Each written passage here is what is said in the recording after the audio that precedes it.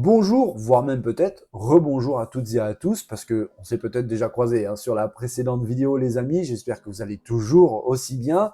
Aujourd'hui, sur cette vidéo de news, de actu et de avis, on va aborder le sujet de la PS5 Slim. Oui, Sony vient tout juste de dévoiler donc sa console plus petite que la console actuelle.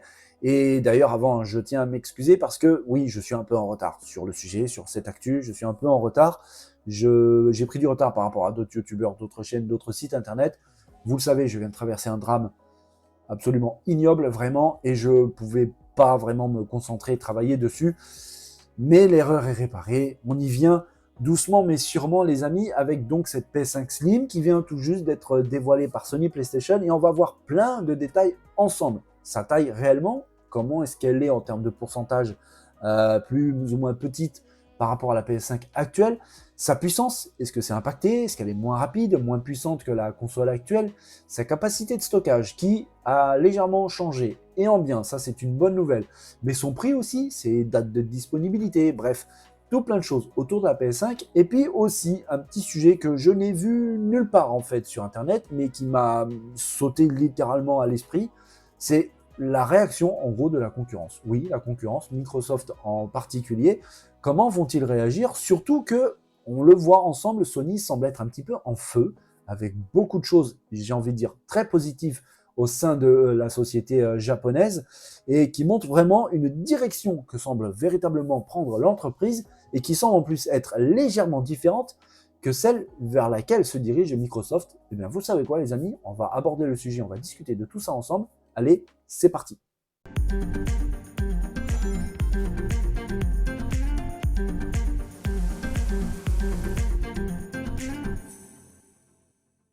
Sony a enfin levé le voile sur sa prochaine console, la PS5 Slim.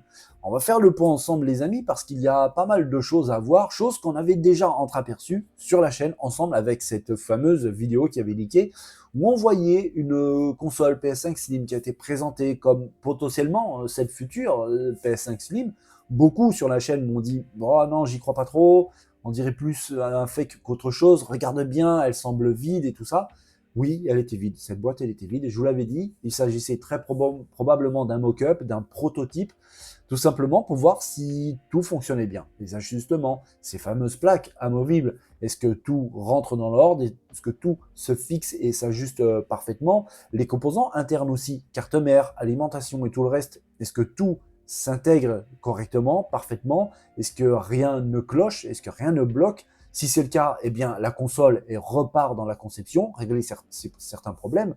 Mais si tout va bien, la production de masse peut véritablement être lancée. Eh bien, apparemment, la production de masse peut être véritablement bien lancée, parce que Sony vient tout juste de dévoiler, via cette courte vidéo d'à peu près 20 secondes, la nouvelle console PlayStation 5 Slim. Alors, sur la vidéo, on en voit deux, mais il ne s'agit en fait que d'une seule, tout simplement parce qu'il y a la version digitale à droite et la version avec le lecteur à gauche, mais ce lecteur, c'est un lecteur amovible.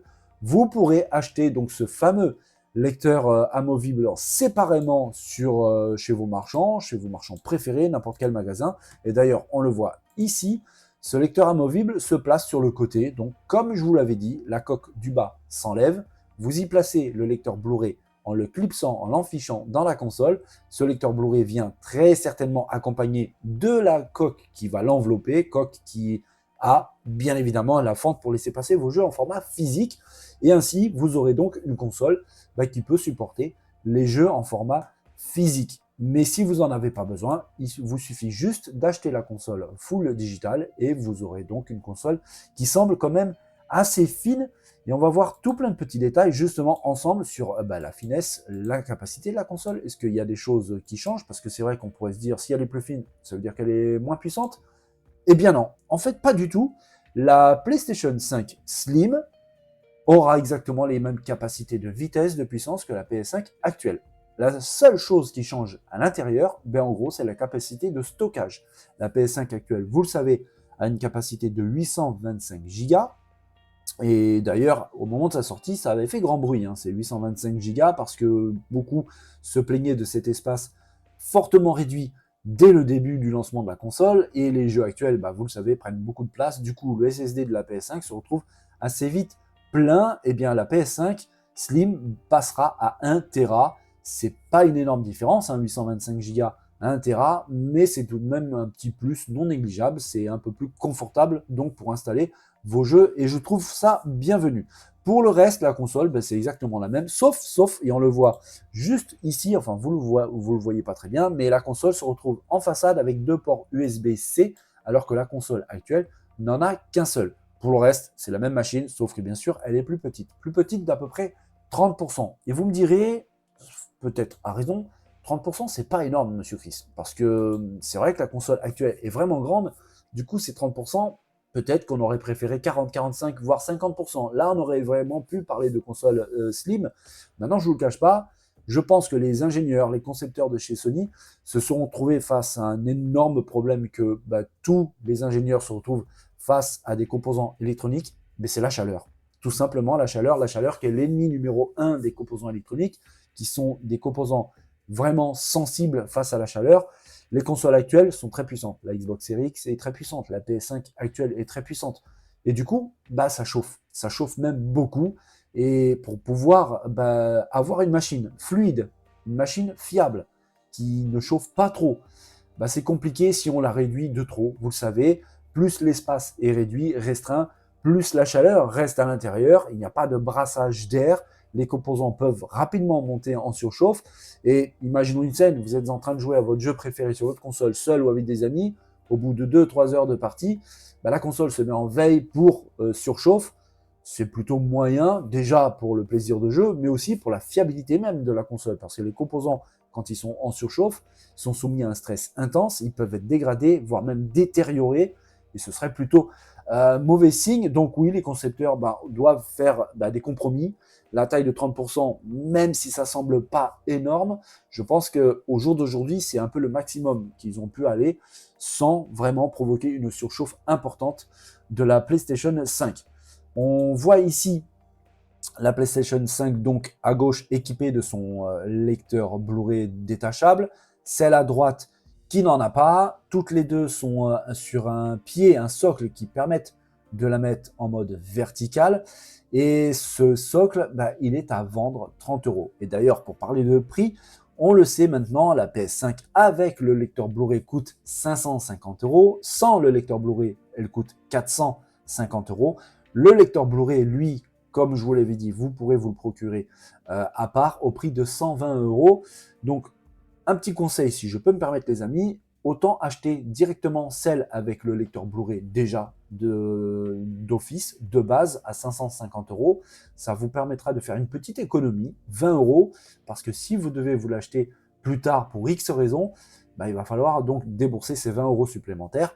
Et si vous n'en avez pas besoin, il suffit de le garder bien au chaud quelque part. Si jamais un jour on vous prête un jeu physique, il n'y aura plus qu'à le sortir et vous pourrez en profiter sans devoir payer 120 € de lecteur Blu-ray. Le socle, lui, qu'on voit parfaitement ici sur l'image, coûte 30 € et c'est plutôt malin de la part de Sony, tout simplement parce que en format vertical, la console prend moins de place. Elle est plus slim en plus de ça, donc elle va prendre moins de place que si vous la mettiez à l'horizontale, à plat. Du coup, je suis sûr qu'une des choses les plus vendues dans le futur pour cette console PS5, c'est ce fameux socle vertical à 30 €. Bien vu de la part de Sony, c'est plutôt malin. Pour le reste, la console c'est la même, comme je vous ai dit.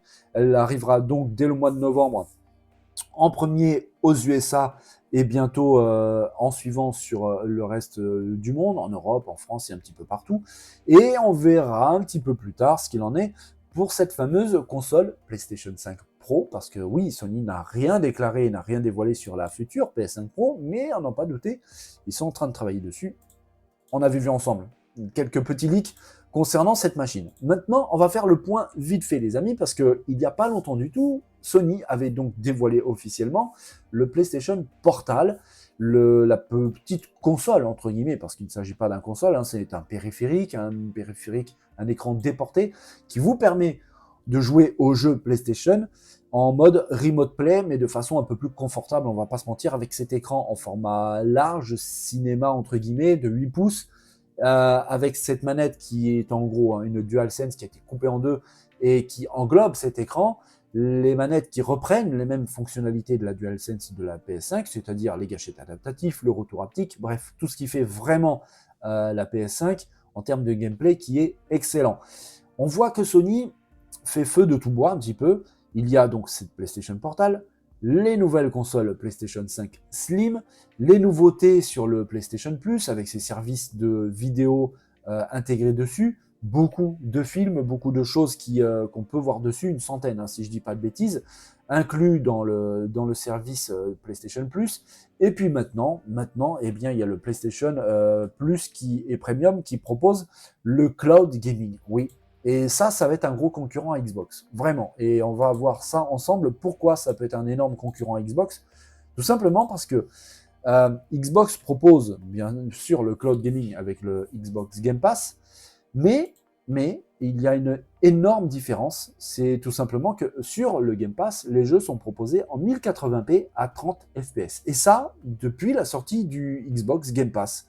Alors que le nouveau service de PlayStation va beaucoup plus loin. Alors, c'est sous réserve d'une très très bonne connexion Internet, hein, on va pas se mentir, il va falloir de la connexion fibrée de bonne qualité, mais si c'est le cas, les amis, vous pourrez aller jusqu'au 4K 60 fps. D'ailleurs, on va faire un petit bilan, en gros, hein, du contenu qui va être offert avec ce nouveau service Cloud Gaming PlayStation 5. Alors déjà, le contenu téléchargeable et les achats en jeu seront disponibles, y compris les DLC. Ça, c'est vraiment bien. En termes de technicité, là, on va vraiment parler pure technique. Les options de résolution, si vraiment vous avez une mauvaise connexion, vous pourrez jouer en 720p en SDR. C'est très très basique, mais c'est déjà pas mal. Maintenant, si votre connexion le permet, comme je vous l'ai dit, vous pourrez monter jusqu'au 1440p, même le 4K jusqu'à 60 fps et avec le HDR. Ça, c'est vraiment excellent. C'est même plutôt impressionnant. Et ça ne s'arrête pas seulement au graphisme, parce que l'audio est pris aussi, il est compris aussi dans ce service, entre guillemets, j'ai envie de dire haut de gamme, parce que si votre débit le permet, l'audio peut monter jusqu'au 5.1 et même le 7.1 avec la technologie Tempest 3D Audiotech de Sony PlayStation. Ça aussi, c'est vraiment impressionnant parce qu'une bande sonore en 7.1, croyez-moi les amis, ça prend tout de même de la place, c'est assez gourmand en bande passante, même si c'est un petit peu compressé. Les captures d'écran et les enregistrements pourront aller jusqu'à 3 minutes de vidéo, c'est vraiment bien, c'est vraiment confortable.